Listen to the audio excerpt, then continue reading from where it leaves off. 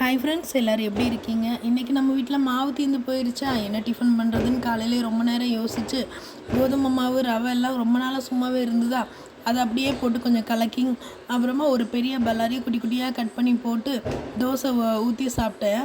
ஆனால் சாம்பார் எல்லாமே செஞ்சுட்டேன். ஆனால் சைடிஷ் எதுவுமே தேவைப்படல. தோசைக்கு அவ்வளோ டேஸ்ட்டாக இருந்துச்சு. அதை அப்படியே தான் சாப்பிட்டு முடிச்சாச்சு. சைடிஷ் பார்த்திங்கன்னா சாம்பாருக்கு கருவாடு தொக்கெல்லாம் வச்சு காலையிலேயே சோறெல்லாம் கட்டிட்டு கிளம்பியாச்சுங்க. அப்புறமா தான் அன்எக்ஸ்பெக்டடாக என்னாச்சுன்னா, இன்றைக்கி ஸ்கூல் லீவுன்னு சொல்லி ஒரு குட் நியூஸ் வந்துச்சு. ஐயோ, அந்த சந்தோஷத்துக்கு அளவே இல்லைங்கிற மாதிரி இருந்துச்சுங்க.